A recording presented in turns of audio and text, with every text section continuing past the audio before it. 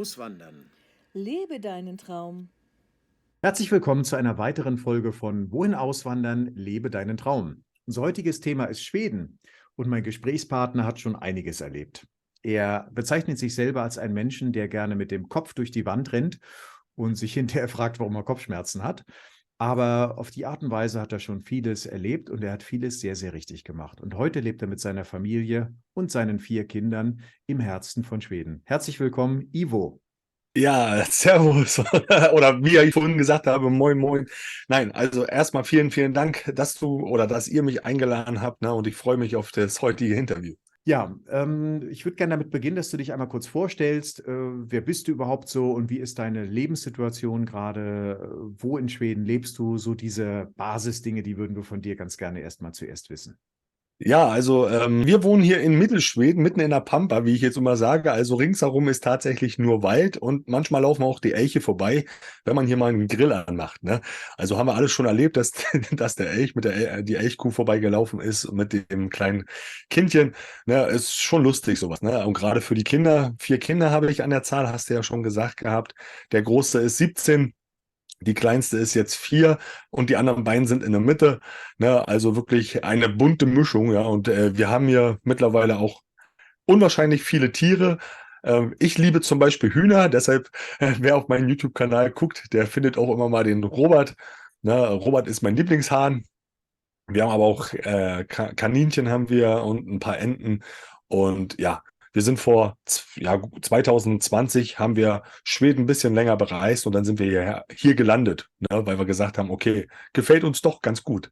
2020 also nach Schweden gegangen. Mich würde jetzt interessieren, wie sah denn dein Leben vorher in Deutschland aus? Was hattest du für Lebensumstände und wie kam es dann dazu, dass du gesagt hast, jetzt würde ich gerne nach Schweden weiterziehen? Ja, das ist eine sehr schöne Frage, weil wir haben zu der Zeit, so wie, sage ich mal, Udo Lindenberg in einer Pension gewohnt. Also das war unsere und wir haben da tatsächlich gewohnt, weil wir haben kein Haus gefunden gehabt. Und da habe ich mich mal kurz entschlossen, eine Pension zu kaufen und die dann natürlich auch noch zu betreiben nebenbei. Wir hatten sehr, sehr viele Gäste aus sämtlichen Ländern, aus Südamerika, aus Südafrika. Denn den Dev, ja, der hat ein halbes Jahr bei uns gewohnt. Es war eine unwahrscheinlich bunte Mischung, eine bunte Familie. Wir haben zusammen dort in der Pension wie eine Familie, wie eine riesengroße Familie gelebt und haben uns ausgetauscht und haben tatsächlich tolle Feste gehabt, ja. Also gerade auch, wenn jemand aus Argentinien kommt, ne, ist ja, sag ich mal, bei euch da fast um die Ecke, ne, die haben halt eine ganz andere Mentalität und solche Leute kennenzulernen macht halt Spaß. Ja, warum wir hierher gekommen sind, war eigentlich das Ausschlaggebendste war tatsächlich die C-Pandemie. Ja, weil meine Tochter, die ist hypersensibel und die sollte in der Grundschule eine Maske tragen und durfte nicht mehr mit ihren Freunden spielen. Und das hat sie nicht verstanden. Sie kam dann eines Tages nach Hause. Also sie hat keine Maske getragen, sondern das war erst ab Montag oder so irgendwie angedacht, dort in der Grundschule. Und die war total fertig und zerstört. Die konnte nicht einschlafen, die hat die ganze Zeit geweint, war total fertig. Und da ich schon ein bisschen längere Zeit auf eine Wirtschaftskrise warte, seit 2008, 2009, ja, habe ich mich das erste Mal mit Michael Burry beschäftigt und der hat mir sehr, sehr viele Einblicke in die Finanzwelt gegeben und dann habe ich angefangen zu hinterfragen, wie lange hält es noch an mit dieser ganzen Gelddruckmaschine und so weiter und so fort. Und dann bin ich tatsächlich, habe ich zu meiner Frau gesagt, es geht jetzt los. Und dann haben wir gesagt, okay, wir machen längerfristigen Urlaub in Schweden und sind erstmal für 3 Monate auf Urlaub hierher gegangen und hatten da eine wunderschöne Zeit. Okay, dann wart ihr also eine Weile im Urlaub und habt festgestellt, dass Schweden schon irgendwie so ganz schön ist und dann habt ihr von da aus beschlossen, dass ihr da auch länger bleiben könntet. Genau, also wir haben dann aus dem Urlaubsort heraus haben wir gesagt, okay, wir schauen uns jetzt hier einfach mal ein paar Immobilien an, weil man kennt ja deutsche Immobilien, ne, aber wie ist es hier in Schweden, gerade mit den Holzhäusern und so weiter. Und dann habe ich mich total gewundert, wie die Preise hier sind. Ja, also wenn ich von den Hauspreisen hier rede, da würde man vielleicht irgendwo im tiefsten Dschungel in Thüringen ein kleines Campinghäuschen bekommen. Und dann haben wir uns viele Häuser angeguckt. Also ich möchte sagen, mittlerweile sind wir so an die 80, 90 Häuser, die wir uns angeschaut haben. Und man wusste dann immer, mit jedem Haus mehr wusste man, was man nicht wollte. Ja, und dann haben wir dieses Haus, wo wir jetzt hier drin wohnen, blind gekauft. Ne? Ich habe das gesehen in der Annonce und bin dann hierher gefahren und habe das Ding einfach gekauft, blind vorher. Jetzt muss ich ja mal nachhaken. Aus dem Vorgespräch weiß ich, du hast einen Beruf aus dem, ja, wie kann ich sagen, Betonfachwerk. Und dann gehst du ausgerechnet nach Schweden, wo die alle Holzhäuser bauen. Wie passt das denn zusammen? Ist euer Haus jetzt aus Holz oder aus Beton gebaut? Ja, ich bin tatsächlich Betonbauer, gelernter Betonbauer. Und ich war natürlich verwundert, wie diese Holzhäuser so warm halten können. Ja, also es ist wirklich der Wahnsinn. Selbst Häuser, die von 1940 sind oder so, die haben eine so schöne Substanz und es atmet alles. Also ich liebe ja sowieso alte Bauten. Schon in Deutschland habe ich das geliebt. Aber hier ist es nochmal was anderes. Und Holz ist auch ein richtig gutes Element, was ich auch sehr schätze und mag. Okay, jetzt gab es außer Schweden noch andere Länder zur Wahl oder war es von vornherein klar, Schweden oder nichts? Es stand tatsächlich noch ein zweites Land, in der engeren Auswahl, und zwar Spanien. Ist ja jetzt natürlich das absolute Kontra zu Schweden. Mir ging es halt einfach tatsächlich nur darum, wo kommt man wirtschaftlich besser durch diese Krise. Ja? Also, da muss ich immer ganz ehrlich sagen, diese Krise habe ich erwartet. Ne? Wie sie jetzt ausgeht, das weiß ich selber nicht, aber ich habe sie erwartet. Und dass es da dann wahrscheinlich in einem Land mit südländischem Hintergrund ein bisschen robuster zugehen kann als hier in der Pampa in Schweden, das sollte auch jedem bewusst sein. Und natürlich habe ich mir auch die Wirtschaftlichkeit von beiden Ländern angeguckt und gesehen, dass eben Schweden mit 84% Autarkie sich selbst ernähren kann. Im Gegensatz zu Spanien, wo wir, glaube ich, an die 50% nur waren. Und deshalb habe ich gesagt, okay, Schweden, Land gefällt mir, Spanien kannte man schon. Also wir hätten uns auf beide Länder eingelassen. Ausschlaggebend war nachher tatsächlich der wirtschaftliche Teil. Auswandern leicht gemacht. Der Masterplan für dein neues Leben. Egal in welches Land du auswanderst, dieses Buch bereitet dich optimal vor, damit du keine wesentlichen Fehler machst. Darin sind Checklisten, Lifehacks und Musterbriefe zu finden. Den Bestelllink findest du unter diesem Video in der Videobeschreibung. Auf den würde ich jetzt gerne noch mal näher eingehen. Du sagtest jetzt eben, du hattest eine Pension mal gekauft in Deutschland, hast die Pension betrieben, dort habt ihr auch selbst gewohnt, weil beim Auswandern ist ja das ganze Thema der Finanzen mit eines der wichtigsten. Also wie sagt man so schön, wenn man den nötigen Background hat, kann man überall hin ganz leicht auswandern. Hast du deinen Beruf jetzt irgendwie mitnehmen können oder was ist aus der Pension in Deutschland geworden oder wie war dort euer Konzept an der Stelle? Die Pension wurde ja sowieso mit dem Beschluss 2020 gestoppt, dass eben keine Reisen und so weiter gemacht werden durften, und man durfte ja auch keine Beherbergung mehr machen. Und demzufolge war dieses Business ja komplett ad acta gelegt. Ja, also wir durften ja keine Gäste mehr aufnehmen. Ne? Also da war es ja diese Komplettsachen. Und da haben wir ein Schreiben bekommen von der Kommune, beziehungsweise damals war es ja die Stadtverwaltung, die hat gesagt, dass einfach keine Gäste mehr ja, bei uns nächtigen dürfen. Ähm, Demzufolge war dieses Business am Ende, und ich habe dann angefangen, habe überlegt, komm, wir bauen die ganze Sache um. Wir haben einen Bauantrag gestellt gehabt, schon ein halbes Jahr vorher, und haben gesagt, wir machen daraus ein Siebenfamilienhaus. Wir hatten auch schon ein eigenes Haus gekauft in Deutschland, was ja jetzt auch verkauft wurde, und genauso wie die Pension, die wurde auch verkauft, und damit hat man, wenn man, sag ich mal, den Immobilienpreis oder Markt kennt, dann sieht man ja, dass man da tatsächlich einiges gewinnen konnte in den letzten Jahren, und man hat dann einfach mit einem guten Plus verkauft. Ne? Nicht jetzt in der steuerfreien Phase, aber eben trotzdem mit einem guten Plus. Und da hat man hier für Schweden, glaube ich, mehr als genug. Okay, das heißt, dann hast du da schon mal ein gutes Startkapital für Schweden gehabt. Seid ihr dann richtig mit Sack und Pack und Container ausgewandert? Ein, zwei Container, alles rein oder eher mit schmalem Gepäck? Wie war das bei euch? Ja, da kommt wieder die Sache mit dem Kopf durch die Wand und danach hast du Kopfschmerzen. Ne? Nee, also ich bin tatsächlich dreimal mit einem Vito hochgefahren, und da waren alle Kartons drin, die wir hatten. Okay, gut. Das ist also die einfache Art des Umzugs. Zwar viele Kilometer, aber ansonsten kein Containerstress und so. Jetzt stelle ich mir vor, ihr verbringt also eure ersten Tage in Schweden. Die ersten Tage sind es ja nicht. Ihr wart ja schon im Urlaub da, aber jetzt wisst ihr, jetzt ist es für so richtig. Jetzt werden wir hier bleiben.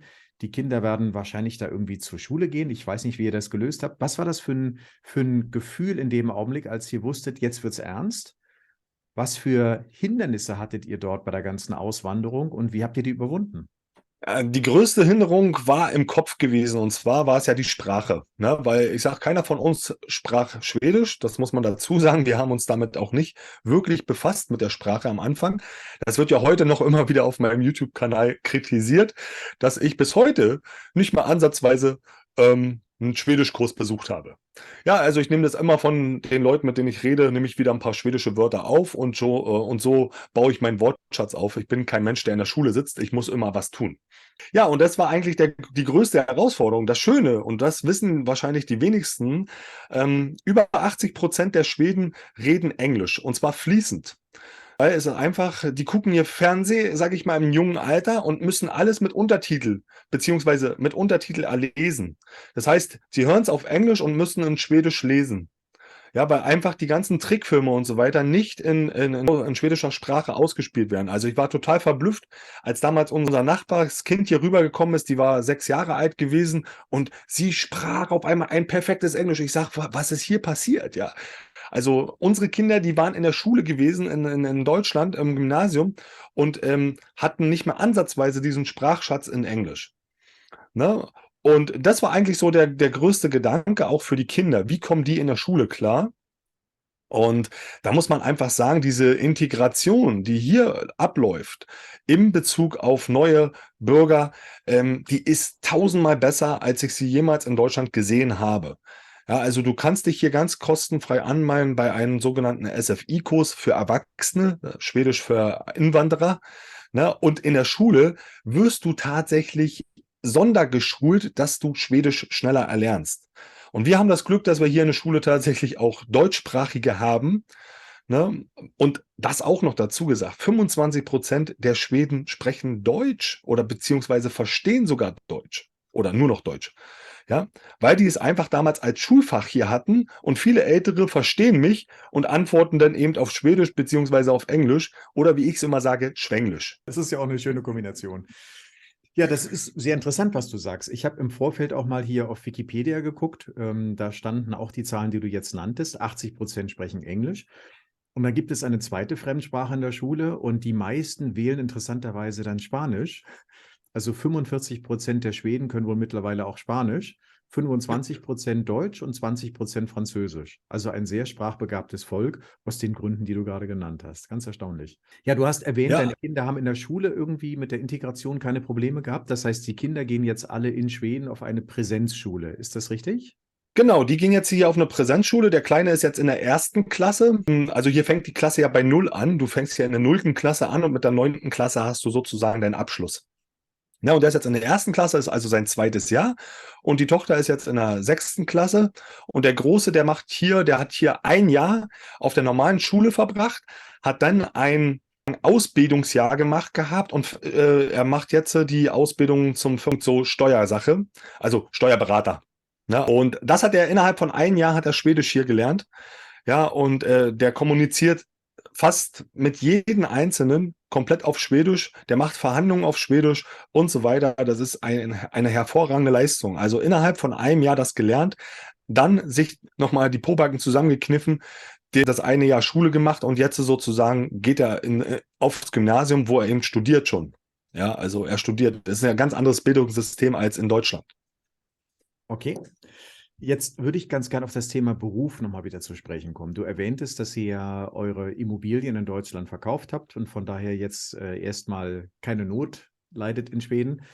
Mich würde trotzdem interessieren, du bist jetzt noch ziemlich jung, du willst dich jetzt ja wahrscheinlich nicht zur Ruhe setzen, sondern noch irgendwie was machen. Also womit verbringst du deine Zeit jetzt? So, das ist eine gute Frage. Nein, also ich habe so viele Dinge, ja, ich habe wirklich so viele Dinge. Ich habe erst vorgestern mit meiner Frau geredet. Ich muss beschäftigt sein, damit meine Power rauskommt. Ja, wir haben ja im Vorgespräch haben wir ja darüber geredet, dass ich lange Zeit krank war. Und auch davor war ich wahrscheinlich krank oder habe nie meine 100% erreicht, die ich an Energie habe.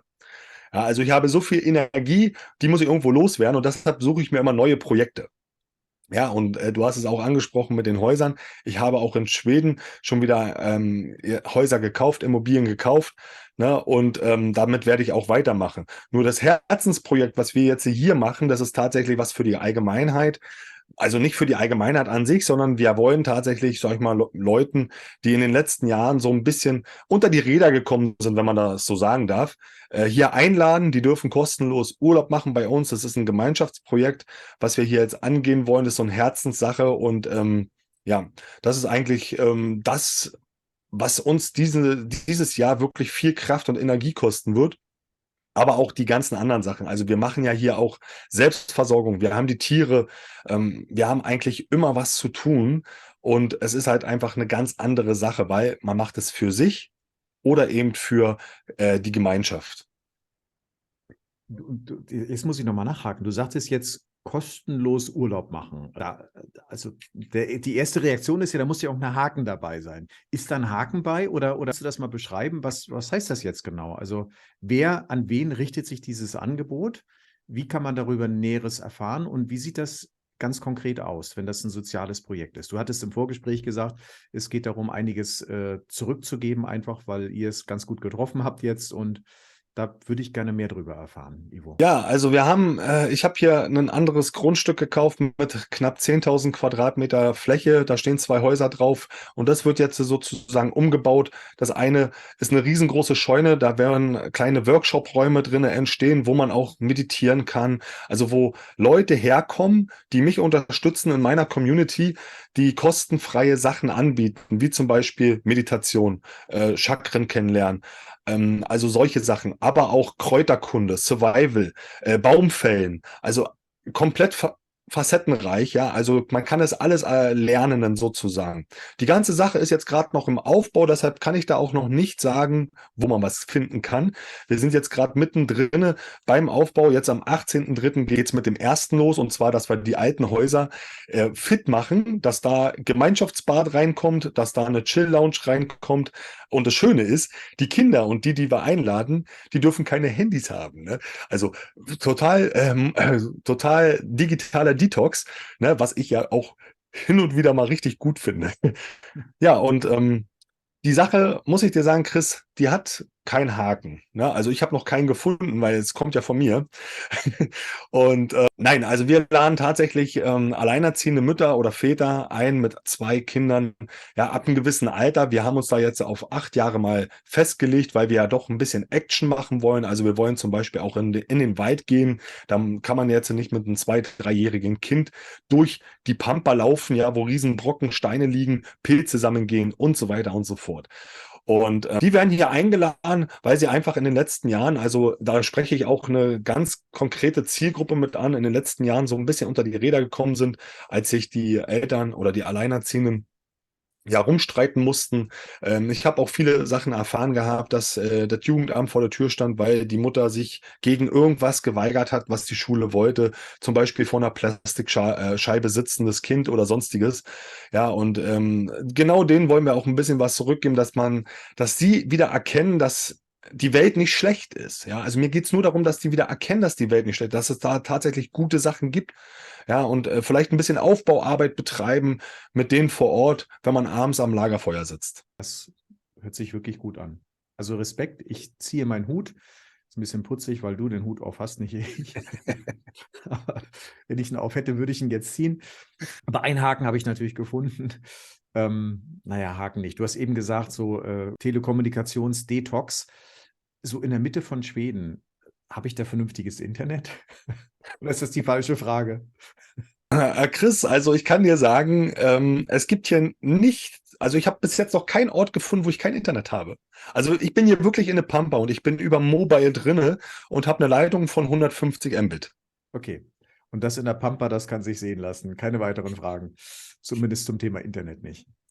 Lass uns mal über einige Lebenshaltungskosten sprechen in Schweden. Das ist ja für Auswanderer immer mit ein Hauptthema. Wie sind die Lebenshaltungskosten? Wenn ich dort jetzt in Schweden, vielleicht in der Gegend, wo du gerade wohnst, wenn ich da jetzt ein Haus mieten wollte für 2 Erwachsene, 2 Kinder, irgendwie 100, 120 Quadratmeter, was müsste ich so kalkulieren an Miete? Ja, also bei der Miete bei 120 Quadratmeter wärst du wahrscheinlich genauso wie in Deutschland. Ja, nee, weiß ich nicht. Ich weiß jetzt die Preise in Deutschland nicht mehr. Also du würdest hier, sag ich mal, so 7.000 bis 8.000 schwedische Kronen bezahlen. Da sind wir bei 680 Euro umgerechnet. Ne, so in dem Dreh. Also das muss man schon rechnen, aber damit hast du halt tatsächlich auch Wärme und so weiter alles mit drinne, außer du hast halt Stromheizung, weil Strom kommen würde noch oben mit drauf kommen. Auch dort ist der Preis ja in Schweden jetzt gestiegen. Na, also Schweden ist da nicht jetzt irgendwo abgekappt, sondern die machen natürlich genauso bei der Preisspirale mit nach oben.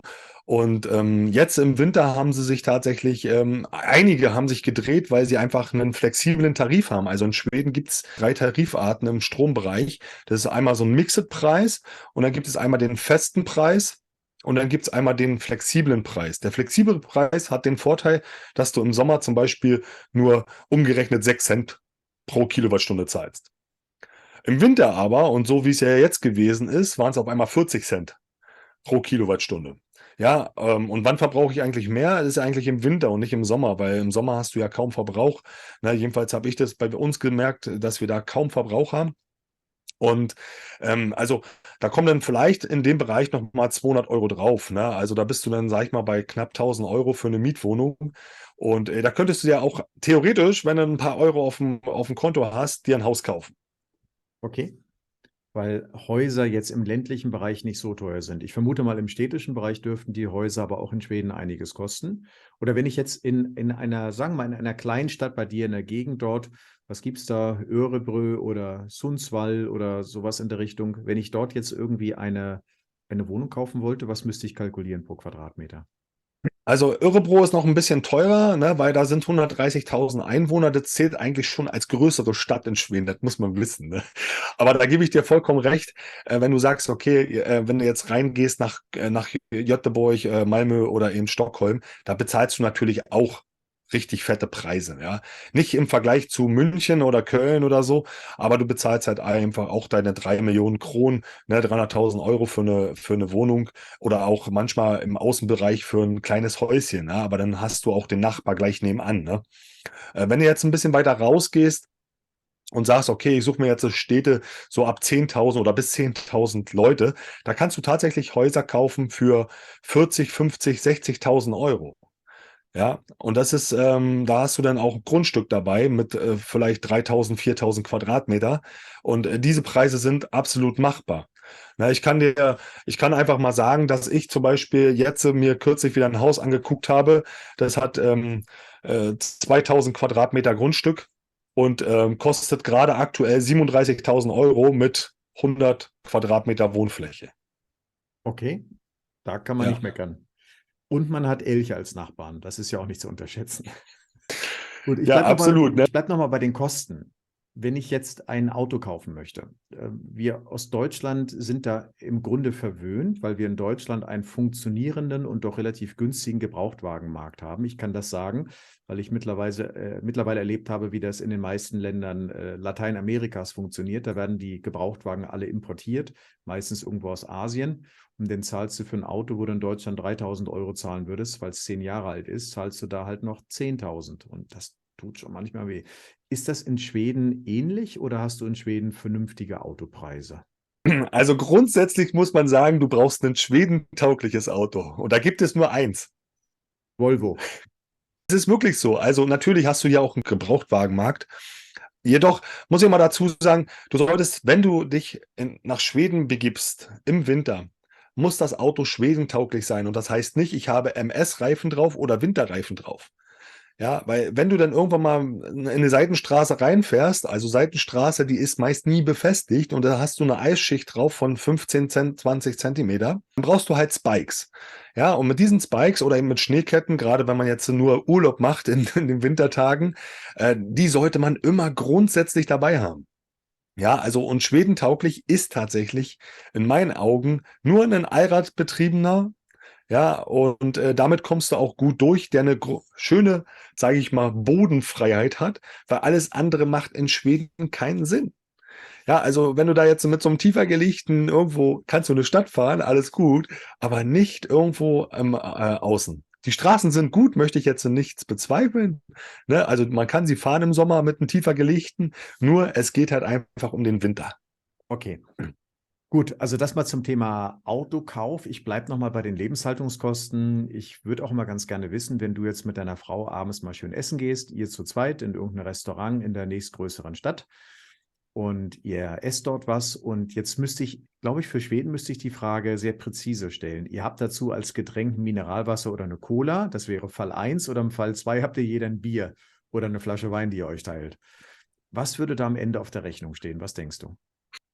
Ja, das kommt natürlich drauf an, in welche Region du fährst. Ne? Also ich kann einfach mal sagen, also abends waren wir jetzt noch gar nie essen gewesen, ne? Weil es einfach für uns auch aufgrund von den Kindern doch eine größere Entfernung wäre. Ne? Aber wir fahren öfter zum Buffet bei uns hier im Elkhaus. Ne? Und da bezahlen wir 22 € umgerechnet. Und Buffet, alle Getränke inklusive, mit Kuchen, Kaffee und so weiter. Ja, und das ist eigentlich auch ein normaler Preis pro Person, muss man dazu sagen. Ne? Okay, 22 € pro Person. Ich hatte jetzt bewusst nochmal gefragt mit Mineralwasser oder aber mit einem alkoholischen Getränk. Ich war lange nicht mehr in Schweden. Vor 30 Jahren war ich teilweise in 5 Jahren 5-mal in Schweden, aber jetzt schon lange nicht mehr. Aber ich glaube, der Alkohol ist dort sehr, sehr teuer, oder? Ja, die Frage wollte ich ja noch beantworten. Ja, Alkohol ist teuer, absolut. Also, ich sag mal, ich habe hier für eine Flasche 0,5 Paulaner in einem, wie sagt man dazu, Ferienpark 99 Kronen bezahlt, also 9 €. 9 € für 0,5 Liter Bier. Ja, also ich muss dazu sagen, es war ein Freizeitpark gewesen und da waren die Preise sehr utopisch gewesen. Aber ich sag mal, du kannst hier eigentlich immer rechnen, wenn du irgendwo hingehst, dass das Bier einen guten 6, 7 € kostet. Ne? Also 0,5er Bier immer. Ja. Also wer sich das Biertrinken abgewöhnen möchte und vielleicht auf Mineralwasser umsteigen möchte, der kann in Schweden sehr einfach damit anfangen und hat von der Preisseite noch ein wenig Rückenwind. Ich erinnere mich daran, was das Thema Alkohol angeht. Ich war so zwischen dem 18. und dem 22. Lebensjahr einige Male in Schweden zum Campen. Und wir sind mit der Fähre rübergefahren von Travemünde nach Trelleborg, ließen uns dann überraschen, weil in Trelleborg, du fährst ja von Trelleborg aus dem Fährhafen weg und du fährst eine Allee lang, die ist ja durch Palmen gesäumt. Das ist ja völlig schräg. Also du fährst nach Skandinavien, kommst von der Fähre runter und links und rechts überall Palmen. Also es hat mir immer gefallen, weil es so unerwartet war. Die sind im Winter dann irgendwie abgedeckt, dass sie nicht erfrieren. Aber das war schön. Und wir hatten dann immer Kanister dabei, wo wir Wodka abgefüllt hatten im Benzinkanister, weil wir wussten, dass man, wenn man sich mit Schweden gut verstehen möchte, dann hilft das. Also dann kann man gute Partys feiern. Und das haben wir auch getan. Also das war eine sehr, sehr schöne Zeit. Ja, also das ist tatsächlich immer noch so. Also wenn man mit einem Schweden ins Gespräch kommen möchte, geht er immer mit einer kleinen Flasche Wodka oder anderen Alkohol. Oder du hast halt einfach ein paar Kronen dabei, ne? Weil viele sagen ja immer, Schweden ist ja nur noch digital, digitales Geld und so weiter. Also ich habe bisher keinen einzigen Schweden kennengelernt, der die Krone in Cash ablehnt. Es gibt zwar Läden, die es ablehnen, aber den Schweden an sich, der wird sie immer gerne dankend nehmen. Okay. So, aus meiner eigenen Schweden-Erfahrung nochmal eine andere Frage, weil du jetzt wirklich da wohnst und nicht nur dort Urlaub gemacht hast, wie ich das ja habe. Ich war mit einer Freundin mal dort. Wir sind damals dann geflogen mit einem Standby-Ticket. Wenn der Flieger nicht voll ist, kommst du mit und wenn nicht, dann halt nicht. Sind wir geflogen von Stockholm über Luleå nach Norden und dann noch weiter nach Norden nach Kiruna. Und Kiruna liegt dann irgendwo mitten im tiefsten Nordschweden, ist irgendwie so nur Bergbau und Tourismus, sonst ist da gar nichts. Und ich weiß noch, wir hatten die Mitternachtssonne um etwa 3 Tage verpasst. Und wir waren ganz faszinierend. Das war so, dass so gegen abends 11:30 eine leichte Dämmerung einsetzte. Richtig dunkel wurde es nicht. Und etwa so um, ich weiß nicht, 12:30, 1 oder sowas war es dann wieder taghell. Und das ist natürlich ein Phänomen, das ist faszinierend, wenn du so viel Sonnenlicht hast, sogar mitten in der Nacht Sonnenlicht, nachts um 2 scheint die Sonne. Aber der Umkehrschluss ist ja, dass in der anderen Hälfte des Jahres das eben auch sehr, sehr dunkel ist. Ihr seid jetzt nicht ganz so weit nördlich, ihr seid jetzt ein Stückchen weiter südlich, aber wie geht ihr damit um? Macht sich das bei euch da schon richtig bemerkbar und was macht das mit einem, wenn man dort lebt? Ja, also man muss ja dazu sagen, ne, du warst vor einigen Jahren in Kiruna. Mittlerweile ist Kiruna, sage ich mal, die Digitalstadt von Schweden oder beziehungsweise für ganz Europa. Da sitzt zum Beispiel Google, da sitzt Facebook und so weiter. Die haben ihre ganzen Rechenzentren da oben, weil sie dafür eine Kühlung brauchen. Ja, also da hat sich einiges getan. Ja, wir haben hier der kürzeste Tag an Helligkeit, sage ich mal, ist 4,5 Stunden. Na, also man muss auch mal dazu sagen, wenn wir vom Norden in den Süden fahren würden, also vom ganz nördlichen Punkt in Schweden in den Süden, fährt man mit dem Auto 24 Stunden. Ja, also das muss man auch wissen, wie groß Schweden überhaupt ist, wie lang Schweden ist. Und Wenn wir du sind fährst, ungefähr bei 7 Stunden von wenn du, unten, ne? Also vom Süden. okay, wenn du fährst oder wenn deine Frau fährt? Nee, wenn man grundsätzlich durch Schweden fährt. Ne? Das ist tatsächlich so. Ja, und dann 4,5 Stunden Tageslicht am Tag. Kriegt man da nicht ein Depri oder so? Also ich weiß nicht, ich brauche die Sonne einfach. Und wenn ich jetzt 4,5 Stunden am Tag nur Sonnenlicht hätte, ich weiß nicht, wie gewöhnt man sich da dran? Oder ist das auch im dritten Jahr jetzt in Schweden immer noch schwierig für euch? Na, also es ist natürlich so eine Sache, ne, wenn du keinen Ausgleich schaffst, dann geht's schon aufs Gemüt, ne? Einige, also ich rede immer von anderen, einige fangen an zu trinken, ne, aber geht ja nun nicht, ist ja teuer. Ne, und andere gehen dann halt ins Solarium. Und das ist tatsächlich dieses Jahr, ist es uns bei uns allen so ein bisschen aufgefallen, dass wir wie so eine Art Winterstarre, Winterschlaf gekommen sind. Also wir waren gar nicht so richtig in den Tag reingekommen. Ne, also es ist uns dieses Jahr wirklich ein bisschen aufgefallen, weil dazu tatsächlich auch noch das Wetter nicht so schön war wie die letzten Jahre. Also in den letzten Jahren war es so, dass tatsächlich auch mal die Sonne durchgekommen ist. Dieses Jahr war es wirklich ein Grau in Grau und das jeden Tag. Und ja, aber die Belohnung, sag ich, die beginnt jetzt, weil wir haben jetzt gerade draußen himmlische Temperaturen, ne, mit 7 Grad. Ist jetzt für dich vielleicht ein bisschen kalt, ne? Aber die Sonne brutzelt die ganze Zeit und überall liegt noch Schnee. Ja, das ist natürlich was richtig Herrliches. Ähm, und ich freue mich schon wieder, wie du es sagtest, auf den Sommer, wenn wir nämlich 18 Stunden Sonne haben und ihr nicht. Okay, okay. Ich habe ja in meinen Urlauben überwiegend Südschweden erlebt und um jetzt dem Ganzen ein bisschen den Schrecken zu nehmen, ich darf sagen, in Südschweden war das mit dem Sonnenlicht nicht viel anders als in Schleswig-Holstein, wo ich groß geworden bin. Also da war vielleicht eine halbe Stunde Zeitversatz drin gefühlt, ohne dass ich das jetzt gemessen oder nachgeguckt hätte. Aber das war nicht viel anders. Und auch das Wetter war nicht viel anders als in Schleswig-Holstein. Wenn wir im Sommer in Schleswig-Holstein 30 Grad hatten, dann waren in Schweden halt 28, in Südschweden jetzt, ne? Und in Kiruna oben vielleicht 10. Das ist dann nochmal ein bisschen was anderes im Sommer, natürlich. Aber also so schockierend war das jetzt in dem überwiegend besiedelten Teil Schwedens. Da lebt ja auch ein Großteil der Menschen im südlichen Drittel, wie ja auch in Paraguay übrigens. Und da war das Wetter nicht so anders. Also von daher haben wir das ganz gut überstanden dort, denke ich. Gut, lass mich mal zum Thema Gesundheit kommen, bitte. Krankenversicherung, wie läuft das in Schweden? Kann man da irgendwie seine deutsche Versicherung behalten oder gibt es da interessante Angebote in Schweden? Ihr als Familie mit 4 Kindern, das geht doch wahrscheinlich auch ein bisschen ins Geld dann, oder wie stelle ich mir das vor? Chris, da kann ich dir eins sagen, du bezahlst dafür nichts. Wie? Nichts. Zahlt alles der Staat? Ist alles frei oder was meinst du? Guck mal, jetzt bist du schockiert. Das ist tatsächlich so. Bezahlt tatsächlich der Staat. Weil dafür bezahlst du ja hier in Schweden 25% Mehrwertsteuer. Ja, was dann eben gerade für solche Sachen aufgebraucht wird, wie zum Beispiel eine kostenfreie Krankenversicherung für alle Bürger, die länger als ein Jahr hier sind.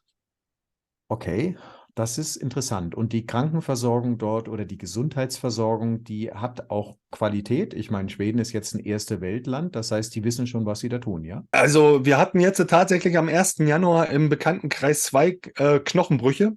Ja, und beide fast identisch, denselben Fuß und so weiter und so fort. Und die haben sie bis jetzt also sehr gut behandelt. Sehen auch beide wieder gut gepflegt aus, muss man dazu sagen. Die haben jetzt einen Gips abbekommen vor 14 Tagen.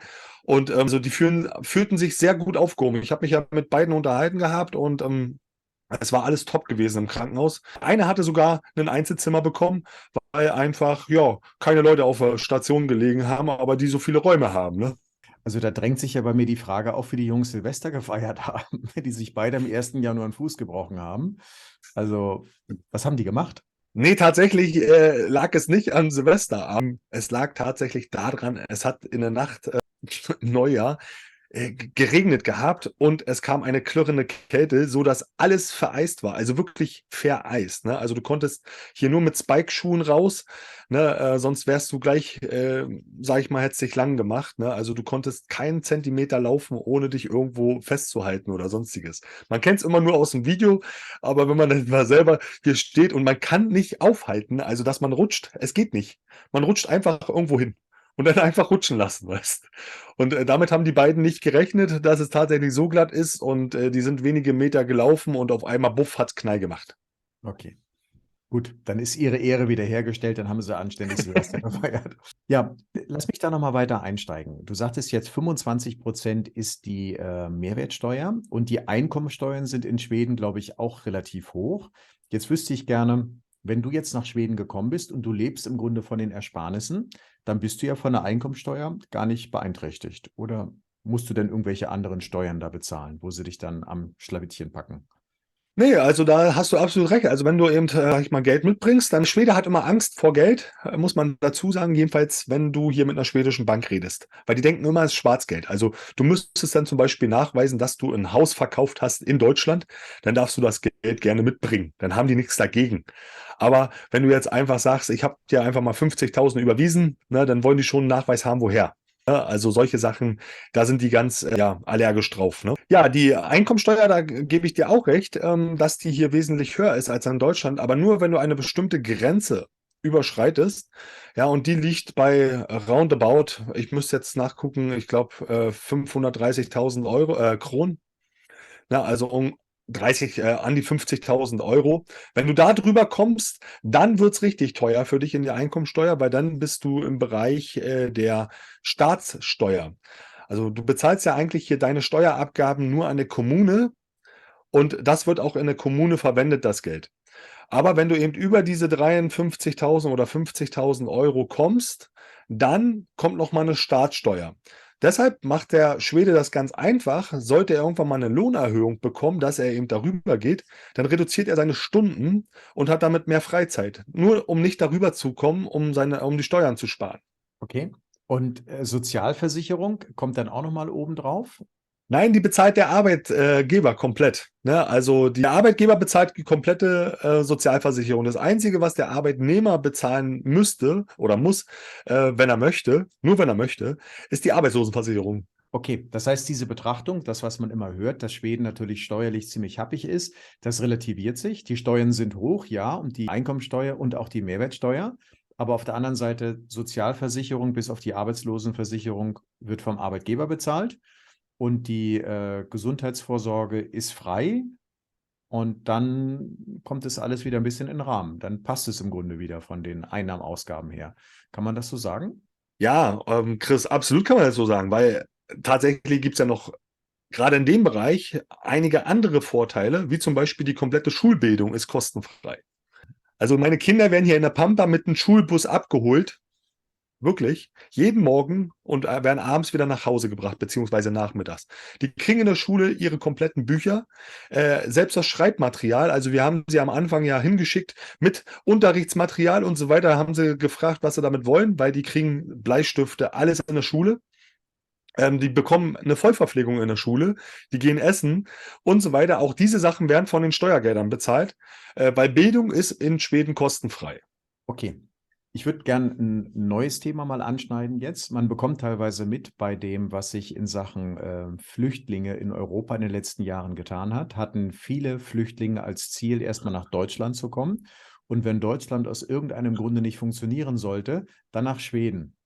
Also Schweden war ja quasi so in einer Kategorie mit Deutschland. Das heißt, ich glaube, Schweden hat in den letzten Jahren sehr viel Migration erlebt.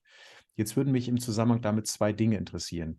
Du bist jetzt irgendwo in der Pampa in Südschweden, in Mittelschweden. Merkst du davon irgendwie etwas? Und die zweite Frage wäre, du bist ja nun selber Migrant, aber aus Deutschland. Wie gehen die Schweden mit dir und deiner Familie um? Fühlt ihr euch dort irgendwie herzlich willkommen oder merkt ihr vielleicht eine gewisse Ablehnung, weil in Schweden das am Ende doch alles ein bisschen viel wird? Also zu der ersten Sache muss ich sagen, Ja, man sieht sehr, sehr viele andere Migranten, ne? Aber aus vielen Ländern. Also nicht nur jetzt aus den arabischstämmigen, sondern tatsächlich auch aus anderen Ländern, sage ich mal, Südostasien und solche. Also davon sieht man auch einige mittlerweile. Was ich aber festgestellt habe, ist, dass die Integration hier eine komplett andere ist, weil du bekommst hier zum Beispiel nicht so viel, lange und so viel Sozialhilfe wie in Deutschland. Die Migranten gehen hier, auch Deutsche, viele deutsche Migranten, die ich ja mittlerweile kenne, also wir haben ja schon ein riesengroßes Netzwerk hier, die melden sich alle an bei dem Schwedischkurs, weil sie ja wirklich schnell Schwedisch lernen wollen, um dann eine Arbeit zu finden. Und das sieht man. Natürlich gibt's da auch wieder solche und solche, ne? Muss man immer dazu sagen. Aber im Großen und Ganzen fällt mir auf, dass da die Migration doch ein bisschen besser gelaufen ist, jedenfalls hier bei uns auf dem Land. Ne? Man hat natürlich auch die Ausschreitungen in Örebro gesehen. Wie die jetzt eskaliert sind damals, weiß ich nicht, kann ich nicht zu sagen. Ich war nicht vor Ort. Oder auch die Sachen, die auch immer in den Medien stehen, dass zum Beispiel in Stockholm oder in Malmö oder sonst wo wieder, sage ich mal, rumgeschossen wurde, etc. pp. Dazu kann ich gar nichts sagen. Davon habe ich noch nichts mitbekommen. Noch null. Ja, und zu der anderen Sache, zu der zweiten Sache, wie wir hier aufgenommen wurden. Ich sag mal, du kommst aus Norddeutschland, da ist ja der Mensch eh so ein bisschen eigenbrötlich, ne? Der lädt dich zwar gerne mal zum Tee ein, aber er möchte nicht viel reden mit dir. Ja, und so kann man sich den Schweden auch vorstellen. Also der Schwede ist ein herzlicher, höflicher Mensch, der hilft dir tatsächlich bei vielen Situationen. Das habe ich halt festgestellt. Ich komme ja nun aus der alten ehemaligen DDR. Und da war ja auch dieser soziale Zusammenhalt sehr, sehr groß. Wenn da irgendwo ein Problem beim Nachbarn gewesen ist, dann sind halt viele gekommen und haben geholfen. Und so kann man sich den Schweden auch vorstellen. Wenn du ihn fragst, hilft er gerne. Oder wenn du im Graben stehst, dann zieht er dich auch gerne aus dem Graben raus und möchte dafür auch nichts haben oder sonstiges, sondern er macht es einfach, weil es sozusagen dazugehört. Ja, und wenn ich dann zum Beispiel mal mit irgendjemandem rede, dann sagen sie immer, ach, the crazy German, the crazy German. Also, die sind halt schon sehr nett, muss man dazu sagen. Ja. Okay, also ich darf das bestätigen. Alles, was ich in Schweden erlebt habe, war auch gut. Also ich erinnere mich an fantastische Urlaube im Kreise netter Menschen, von denen viele Deutsch, aber zumindest Englisch konnten. Unsere Ernährung bestand damals überwiegend aus diesem weichen Weißbrot und Marabou-Schokolade, die man in Schweden hervorragend kaufen kann. Das ist alles ein anderes Thema. Ich habe ein paar Daten mir angesehen zu Schweden im Internet. Einige Sachen haben mich jetzt nicht überrascht. Also wir reden über knapp 10,5 Millionen Einwohner. Die verteilen sich auf einer Fläche von 447.000 Quadratkilometern. Das sind knapp 100.000 Quadratkilometer mehr als in Deutschland. Aber es gibt 221.800 Inseln. Du wohnst jetzt mittendrin, das heißt, das hast du wahrscheinlich jetzt nicht groß mitgekriegt. Aber 221.800 Inseln, da müsste doch für jeden eine dabei sein, oder? Also das wusste ich nicht, dass es so viele Inseln sind, aber wir hatten tatsächlich vor 1,5 Jahren mal auf Hemnet, das ist die Seite, sage ich mal, so wie Immobilien Scout in Deutschland, haben wir tatsächlich mal gesehen, da wurde eine Insel verkauft. Und da habe ich so aus Spaß gesagt zu meiner Frau, ich sage, die sollten wir kaufen. Da brauchen wir, haben wir ringsherum Wasser, da kann alles kommen, was sie wollen, weißt du? Du siehst ja jeden, ne? Ja, ja. Also es ist eine ganz besondere Landschaft. 221.800 Inseln und wir reden auch über 90.000 Seen. Und von diesen 90.000 möchte ich mal zwei erwähnen. Das ist der Vänern und das ist der Wettern. Um eine Idee zu bekommen, der Bodensee hat eine Fläche von 536 Quadratkilometern. Der Vänern ist mehr als 10-mal so groß wie der Bodensee. Und auch der kleinere von den beiden großen Seen, der Wettern, ist auch noch etwa 3,5 Mal so groß wie der Bodensee. Und das ist natürlich schon für die Landschaft dort ein einschneidendes Erlebnis, wie wir es festgestellt haben. Wenn du auf der einen Seeseite bist, du musst schon Fähren haben, weil mal eben rumfahren, das dauert ganz schön lange. Also das ist schon was Besonderes in Schweden, finde ich, mit diesen Riesenseen einfach. Ja, aber wenn ich aus Deutschland komme, fahre ich ja zu 99% immer mit dem Auto. Ja, und ich muss immer am Wettern vorbei. Ne? Und das ist immer so traumhaft, weil meist ist die Zeit dann, wenn ich mit der Frühfähre ankomme, dann komme ich genauso, wenn die Sonne untergeht, am Wettern an. Und das ist ein himmlisches Bild, wenn du da lang fährst. Und genau die Autobahn, die läuft genau parallel zum Wettern. Und dann siehst du so die Sonne so untergehen. Da mache ich immer Halt. Da gibt es oben so einen hohen Punkt und dann kannst du genau über den ganzen See rüber gucken. Wenn du gute Sicht hast, siehst du sogar die andere Seite. Hört sich traumhaft an. Also wir haben an die Landschaft in Schweden auch nur ganz, ganz tolle Erinnerungen dort. Und an den Vennern habe ich noch eine andere Erinnerung, wenn ich die kurz teilen darf. Am Süden, an der Südspitze des Vennern liegt ja Vänersborg. Und da habe ich mal an einer Elchsafari teilgenommen. Da fährst du also mit dem Bus irgendwo hin, wo du dann Elche sehen kannst. Und das war eine Elchsafari mit Elchgarantie. Wenn du keine Elche siehst, kriegst du das Geld zurück. So, wir sind mit dem Bus da irgendwie an den Waldrand gefahren, ein bisschen in den Wald reinmarschiert und waren dann an irgendeiner Lichtung. Und der Guide sagte dann, also hier sind sonst eigentlich fast immer Elche, ne? Aber da waren halt keine Elche. Das heißt, unsere Elch-Safari endete ohne Elche. Und dann dachten wir uns, jetzt haben wir wenigstens die Garantie, dass wir das Geld zurückbekommen werden, weil wir hatten ja die Elchgarantie. Und auf der Heimfahrt Richtung Vänersborg auf der Autobahn, so wie bei uns denn am Feld rechts daneben plötzlich Rehe zu sehen sind, waren da plötzlich 2 Elche zu sehen, so dass es mit der Garantie auch nichts wurde. Ne? Die hast du dann vom Bus aus von der Autobahn gesehen. Und ich bin mir bis heute nicht sicher, ob das echte Elche waren oder so Pappelche, die hochziehen, falls sie im Wald keine gesehen haben. Wer weiß. Das kann natürlich möglich sein. Also wir haben erst vor 3 Tagen, als ich die Tochter abends abgeholt habe, direkt vor unserem Auto sind wieder 2 rüber gemacht. Ne? Also ich habe mittlerweile so viele Elche gesehen. Ne, und ich mag es halt einfach auch, diese Elchjagd nicht. Ne? Also die war ja jetzt vor kurzem gewesen. Da sind die Jäger wieder rumgefahren wie die Irren. Und weil der eine einen Elch gesehen hat, den müssen wir schießen. Weißt du, ich bin da kein Freund von, ne? Muss ich dazu sagen. Nein, nein, nein, ich auch nicht. Vielleicht noch eine abschließende Zahl zum Thema Natur. Etwa 15% der Landesfläche in Schweden gehören zu Naturschutzgebieten. Weiß ich auch erst seit einer halben Stunde, habe ich auf Wikipedia gerade gelesen, aber es passt ganz gut zum Land dazu, denke ich mal. Und das finde ich beeindruckend, dass die Schweden also der Natur dort einen ganz besonderen Wert beimessen. Und das ist zu spüren. Ist aber nicht immer bei allem so, ne? Weil du hast ja hier auch diese Baumplantagen, ne? Also die holzen da wirklich alles runter. Du siehst dann nichts mehr, ne? Also es stehen nur noch die Stumpen rum. Und das ist halt einfach ein erschreckendes Bild. Also die machen, wenn sie hier Bäume fällen, dann machen sie alles radikal. Okay. Ja, verbunden vielleicht mit dem Thema Natur, würde ich dich gerne mal mit einer weiteren Zahl konfrontieren, die ich gerade erst gefunden habe. Wir alle kennen den Begriff der Lebenserwartung. Wie viele Jahre ist die statistische Lebenserwartung eines Neugeborenen? Und wir wissen, dass das in vielen europäischen Ländern so um die 80, 81 bei Frauen liegt und 1, 2, 3 Jahre weniger bei den Männern. Aber ich habe eine Zahl gefunden über die Lebenserwartung der gesunden Lebensjahre. Da wird also definiert, was ist ein gesundes Lebensjahr. Das ist ein Jahr, was du ohne körperliche Einschränkungen verbringen kannst, dass du also nicht irgendwie am Stock gehst oder andere körperliche Gebrechen hast. Das wird als gesundes Lebensjahr gezählt.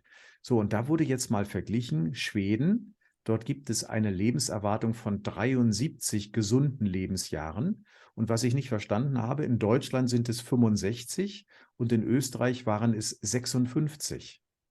Ich meine, Österreich hat auch wunderschöne Natur, wunderschöne Berge und so. Und haben die zu viele Skiunfälle? Ich weiß es nicht. Aber warum, wie kann es sein, dass in Schweden die Erwartung der gesunden Lebensjahre 17 Jahre länger ist und damit Spitze in ganz Europa?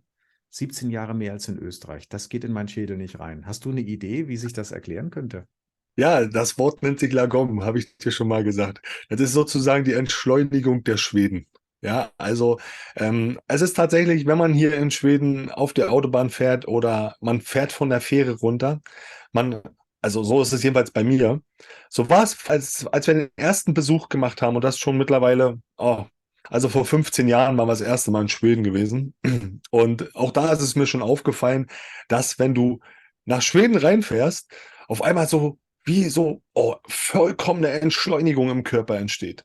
Dein Kopf fängt auf einmal komplett anders an zu denken. Du siehst, da stehen auf der Autobahn, darfst du 90 fahren, ne, oder 110 maximal und keiner rast an dir vorbei, keiner hupt oder sonstiges, sondern die fahren einfach ganz entspannt vorbei. Wenn du jemanden überholen willst und die Straße ist breit genug, dann fährt er rechts rüber, damit du gar keinen Stress hast und einfach geradeaus fahren kannst. Ja, und diese Sachen, die machen halt auch viel mit den Menschen. Ja, dass man diesen Stresslevel nicht hat, dass man sich auch einfach mal hinsetzt und sagt, jetzt lass ich mal 5 gerade sein, ne? Also, das macht natürlich viel aus. Und wir wissen ja, wie Stress im Körper wirkt, ja, wie schnell der krank machen kann. Und wenn man die ganze Zeit am Arbeiten ist, oder sich überarbeitet, wir kennen ja die neumodische Krankheit Burnout, die kommt ja nicht von ungefähr. In dem Film König der Löwen nannte man das, glaube ich, Hakuna Matata. Und wie nanntest du das eben für Schweden? Wie sagt man dort nochmal bitte? Lagom. Lagong, also L-A-G-O-N. Lagom. Ja, ja, genau. Lagong, okay. Ist das Schwedisch oder wo kommt das her, Lagong? Das habe ich irgendwann mal so aufgefasst. Das finde ich toll, das Wort. Ich denke mal, das kommt auch, also es ist schon aus dem Schwedischen, ne? Ich spreche es wahrscheinlich nicht richtig aus, aber es gefällt mir halt einfach so, wie ich es dann ausspreche, weißt, weil ich sage, du gehst dann in diesen Lagon, weißt, und fertig. Ja, aber es hat auch noch viele andere Aspekte. Also, wenn du dir einfach mal auch die Lebensmittel anguckst hier in Schweden, viele davon sind unwahrscheinlich ungesund. Das muss man immer dazu sagen. Ja, also die machen ja wirklich im Brot Zucker rein und Sirup überall und also ist alles sehr übersalzen, aber auch oder sehr verzuckert. Ja, also wir backen ja unser Brot schon Ewigkeiten selber und wir können hier ganz geringe Sachen nur kaufen, die, sage ich mal, an Backwaren sind. Ne? Also wirklich, der Rest ist alles viel zu süß und bäh. Ja.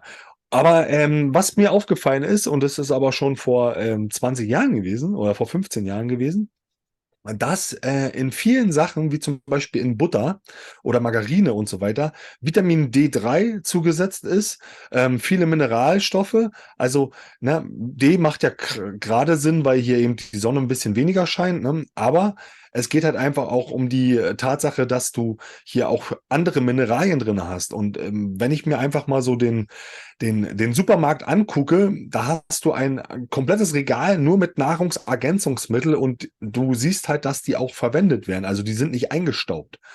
Ne? Und das zeigt mir halt einfach auch, dass da vielleicht eine Sache an Bewusstheit besteht, so ein bisschen auf das Leben zu achten, in der Hinsicht, dass man keinen Mangel hat, also eine Mangelernährung. Und das ist mir halt sehr häufig schon aufgefallen, dass du hier auch so richtige Nahrungsergänzungsmittel-Stores hast. Ja, das Thema könnte nochmal sehr aktuell werden, weil ja in der EU Bestrebungen existieren, dass man ab 2024 die Höchstgrenzen für extra Vitamingaben, also für Vitaminpräparate, harmonisieren möchte, wie man dann so schön sagt. Also man möchte offenbar die Höchstmenge von Vitamin einfach beschränken. Ja, ist Schweden in der EU? Ich glaube nicht, oder? Bin mir gerade gar nicht sicher. Doch, doch, Schweden ist in der EU, hat nur kein Euro. Okay, Schweden ist in der EU. Das heißt, dann bin ich mal gespannt, was die Schweden dann machen werden.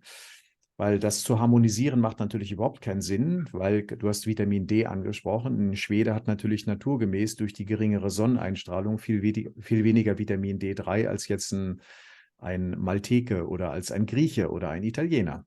Also ich weiß nicht, was man sich da wieder ausdenkt in Brüssel mit der Harmonisierung der Vitamine-Obergrenzen. Es ist nicht zu fassen, aber gut.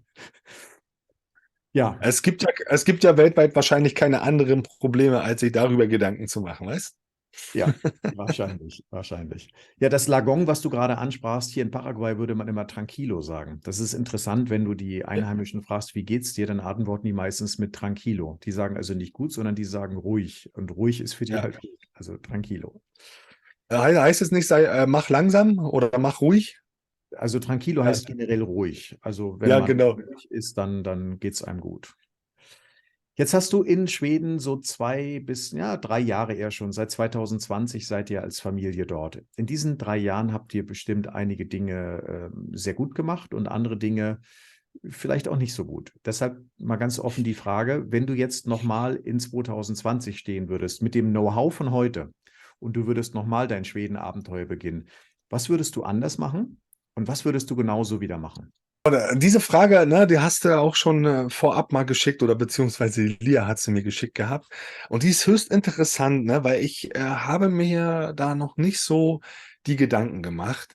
Also beziehungsweise erst dadurch, durch eure Geschriebenes habe ich mir die Gedanken gemacht, was ich denn hätte vielleicht anders gemacht oder was ich genauso machen würde. Ich glaube, ich hätte es fast identisch gemacht, nur dass ich zum Beispiel, weil wir haben ja hier oben auch eine Firma gegründet, dass wir gesagt hätten, das machen wir selbst. Weil es ist alles nicht so schwer in diesem digitalen Land. Man muss sich halt einfach nur einlesen und man muss, und das ist ganz wichtig, immer der Regel folgen. Also der Schwede weicht ungern ab, jedenfalls die Behörden, von den Regeln. Es ist zwar nicht böse gemeint von denen, weil die können das nur geradeaus gucken, aber die gucken nicht nach links und rechts, welche Regeln es da noch geben könnte. Außer du sagst sie ihm und dann sagen sie, ja, das könnte man auch so machen. Ne, also mit dieser Mentalität muss man sich doch ein bisschen, gerade in den Behördenbereichen oder gerade was ja, so Bankgespräche angeht, anders vorbereiten. Na, also damit komme ich zum Beispiel nicht klar, weil man ist ja doch ein bisschen flexibler. Nochmal, Und ich habe den Punkt vielleicht noch nicht ganz verstanden. Also wenn du jetzt einem neuen Schweden-Zuwanderer einen Tipp geben sollst in diesem Themenbereich, was genau sollte er tun und was sollte er nicht tun? er sollte Geduld haben mit den Behörden, jedenfalls bis sie sein Anliegen verstehen. Okay, gut, jetzt habe ich verstanden. Genau, weil, wie gesagt, es geht einfach um diese Regelkonformität, ne, von den schwedischen Behörden. Das ist tatsächlich so. Also es ist jetzt nicht böse gemeint von denen, bloß man muss damit klarkommen. Ja, und der Deutsche, der kommt vielleicht mit der Geschwindigkeit, wie die Schweden arbeiten, nicht klar, weil es wirklich ratzifatzi geht. Ne? Ein Bauantrag, 2 Wochen, hast du noch nie gehabt in Deutschland. Ja, also das geht wirklich ratzifatzi. Ne? Aber eben andere Sachen, so, wo man dann sagt, okay, man könnte doch auch ein bisschen so machen und ein bisschen so machen. Und da sagen sie dann, nee, das ist ja nicht die Regel. Ne? Und damit muss man dann, und dann muss man geduldig denen alles erklären. Ja, man so. Ne? Also das ist halt einfach so eine Sache, vielleicht ist auch so eine persönliche Sache von mir, ne? Kann sein, oder von uns. Und was würdet ihr genauso wieder machen? Was habt ihr richtig gut gemacht so im Nachhinein? Also genauso wieder machen würde ich, glaube ich, ich würde wieder ein Blindenhaus kaufen. Ja, weil das macht einfach Spaß. Ja, das ist wie ein Überraschungsei. Du fährst halt hin, ja, und weißt nicht, was dich erwartet. Du hast es nur auf Bildern gesehen, kaufst das Haus, überweist die Summe, holst den Schlüssel vom Makler und sagst, es ist dein Haus. Und dann gehst du rein ins Haus und bist total fasziniert, welchen Zustand das Haus ist. Das sagst du jetzt speziell für dich, weil du einen handwerklichen Beruf gelernt hast. Und wenn da irgendwas nicht in Ordnung ist, dann kannst du die Ärmel hochkrempeln und das in Ordnung bringen. Aber ich mit einem kaufmännischen Hintergrund und 2 linken Händen, würdest du mir das auch empfehlen? Oder nur, wenn ich dich als Nachbar habe? Ja, dann ist sowieso ein großer Vorteil. Nein, also, was ich raten würde, also ich würde den Leuten grundsätzlich raten, wenn Schweden als ihr Lebensinhalt haben wollen, sollten sie erstmal mindestens 3, wenn nicht besser 6 Wochen das Land bereisen. Weil ich habe schon von so vielen Leuten gehört, die dann in Südschweden gelandet sind, dass die dann mal Urlaub gemacht haben, zum Beispiel am Vänern oder noch höher und sich dort viel, viel wohler gefühlt haben. Also, dass man das Land wirklich kennenlernt. Ne, dass man einfach sagt, okay, ich plane jetzt wirklich mal 3 Wochen ein und lerne einfach mal Schweden kennen. Ne, weil es gibt hier wirklich unwahrscheinlich schöne Ecken, aber es gibt auch nicht so schöne Ecken, muss man immer dazu sagen, gerade wenn es immer Richtung Großstädte geht. Ne? Also kann für mich jetzt, also ist für mich unschön, den einen oder anderen wird es nichts ausmachen, wenn man dann vielleicht eine Fabrik hat oder so, wo man, oder sage ich mal, irgendwelche Windräder in der Nähe stehen oder solche Sachen, aber das ist jetzt für mich zum Beispiel so ein No-Go, wo ich sage, nee, da möchte ich nicht in der Nähe wohnen. Deshalb würde ich da mal jedem raten, dass er das Land erstmal kennenlernt und nicht, sag ich mal, blauäugig hier auswandert. Ja, also ich kann bestätigen, Schweden ist einfach wunderschön. Von den 90.000 Seen habe ich nur eine Handvoll kennengelernt, aber die waren einfach fantastisch. Ich darf noch sagen, so als Geheimtipp, den ich jetzt veröffentliche, unser Lieblingssee damals immer war der Hümlisjö, der Hummelsee. Der liegt in der Nähe von der Ortschaft Hässleholm und in der Nähe von Hässleholm liegt Röke und da 3, 4 Kilometer weiter ist der Hümlisjö. Das ist eigentlich ein stinknormaler See, aber der ist einfach wunderschön. Und wir hatten den See meistens für uns alleine. Bei 90.000 Seen im Land, da hast du auch mal einen See, da campst du dann dran, irgendwie 5 Tage und du siehst keine andere Menschenseele. Obwohl es da Badeställe gibt und Steg und so. Gut, da waren manchmal auch Leute, ja, aber im Großen und Ganzen hast du den See für dich, deinen eigenen See. Und das haben wir als immer was ganz, ganz Besonderes empfunden. Deshalb sind wir auch gerne immer wieder hingefahren dort nach Schweden. Ja, also das kann ich absolut bestätigen. Ne? Also du bist hier manchmal an den größten Seen komplett alleine oder du fühlst dich komplett alleine, weil du keinen siehst. Na, also wenn wir zum Beispiel mit einem Boot rausfahren zum Angeln, na, dann fragst du dich, warum angelt kein weiterer? Der ganze See ist komplett leer, aber hier wohnen ja auch Leute noch in der Umgebung, aber keiner fährt angeln. Ja. Ne, dabei hat er wirklich richtig schön viel Fisch. Und wir wissen ja, Fisch hat schöne Omega-3-Fette und auch Vitamin D. Gut, Ivo, ich habe noch eine letzte Frage. Hinter dir an der Wand, ich gucke die ganze Zeit drauf, du sitzt aber vor. Freiheit ist ein Geisteszustand. Okay. Das ist dein Lebensmotto einfach. Du hattest vorhin auch was vom YouTube-Kanal berichtet, glaube ich. Oder magst du da noch mal ein bisschen was zu dem sagen, was du da so machst? Ja, ich habe ja den YouTube-Kanal Freiheitsleben in Schweden und ich habe den einfach mal damals begonnen, als bei uns hier die ganze Sache losging mit den Behörden. Was melde ich wann an? Wo kriege ich eine PN, also eine Personennummer? Wie bekomme ich eine Bank-ID, um eine Kreditkarte zu bekommen und so weiter? Und diese Fragen waren ja nicht nur bei uns im Kopf, sondern es haben ja auch viele Auswanderer, die nach Schweden eben kommen. Und da habe ich dann angefangen, einfach Videos zu machen und habe gesagt, okay, ich lasse euch mal ein bisschen an meinem Leben so teilhaben und vor allen Dingen, ich möchte euch vielleicht ein bisschen helfen bei der ganzen Sache. Und ja, mittlerweile ist da ja auch schon so viel entstanden. Wir haben eine gute Telegram-Gruppe, die ist unwahrscheinlich aktiv. Es waren schon einige Leute hier bei mir vor Ort. Man hat schon einige Feste miteinander gefeiert. Also da ist eine richtig starke Community entstanden hier mitten in Schweden. Also mittlerweile sind hier ringsherum im Umkreis von 10 Kilometer wohnen locker 50, 60 deutsche Familien, ja, die sie einfach irgendwo hingefunden haben. Einige haben mich hier besucht, haben die ganze Sache hier mal kennengelernt und haben sich wenige Kilometer weiter irgendwie ein Haus gekauft, ne, und haben gesagt, ey, hier ist einfach schön, ne? Und da habe ich gesagt, ja, und genau deshalb mache ich diesen Kanal. Und mit diesem Kanal ist dann natürlich auch das Projekt entstanden, weil wir uns häufiger mal im Gespräch befunden haben und dann ging es halt einfach, ey, was können wir denn machen, gemeinsam, gemeinschaftlich, ne? Was können wir da aufbauen? Und dann sind wir irgendwann mal auf diese Sache gekommen und mittlerweile ja, helfen die Leute auch mit von außen, also beziehungsweise erstmal mit Worten. Wir werden jetzt sehen am 18.03., wie viel kommen mit Taten, aber ich habe da gute Hoffnung, dass die Hütte voll wird und dass wir da schnell durchkommen.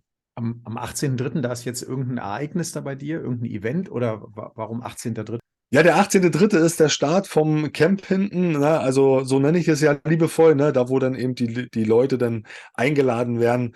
Und da müssen wir die Häuser bis August noch komplett fertig machen. Also da ist, sage ich mal, 80% noch fertigzustellen. 20% steht schon. Na, dann hast du noch gut zu tun, das ist mal sicher.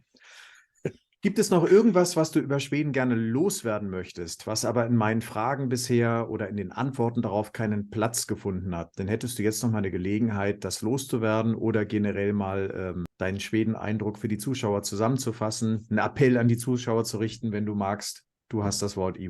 Also ich muss immer dazu sagen, dass ich sehr euphorisch bei vielen Sachen bin, ne? Und natürlich hat man hier auch in Schweden seine Probleme. Es ist nicht das heilige Land, das muss man immer dazu sagen, ja. Also Probleme sind ja einfach da, um gelöst zu werden und nicht einen Kopf in den Sand zu stecken und zu sagen, ich mache jetzt da nicht weiter. Ne? Aber das muss man halt auch wissen. Es ist nicht alles Gold, was glänzt in Schweden, aber es lässt sich aktuell lässt es sich in Schweden viel, viel besser leben. So kommt es mir jedenfalls vor, als in Deutschland oder eben in einem anderen Land, wo es hektischer zugeht. Und ich weiß auch nicht, ob wir hier auf immer bleiben, das muss ich auch mal dazu sagen. Wir sind sehr reisewillig und vielleicht werden wir auch im Winter irgendwie mal in Spanien überwintern oder in Portugal oder vielleicht bei dir, Chris. Ne, kann ja auch mal sein, dass wir da runterkommen. Nee, also grundsätzlich fahrt einfach mal nach Schweden, lernt es einfach mal kennen und vor allen Dingen, ja, der Chris hat ja auch geschwärmt von der Landschaft. Die Landschaft ist einfach traumhaft. Ja. Und ich möchte mich für dieses Gespräch hier oder für das Interview bedanken, für eure Einladung. Ne? Es war super spaßig und ja, habt alle eine schöne Zeit, ihr Lieben. Vielen herzlichen Dank, lieber Ivo. Es ist dir, glaube ich, gelungen, dass du eine gewisse Begeisterung für Schweden vermittelt hast. Also mir persönlich geht es so, ich habe es ja ein paar Mal gesehen, aber mein letztes Mal Schweden ist so in etwa 30 Jahre her.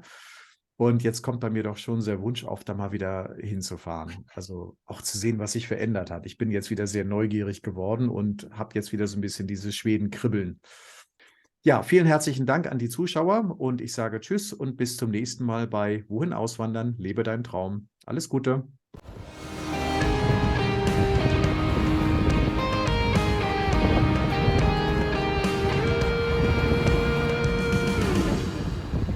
Wohin auswandern? Lebe deinen Traum.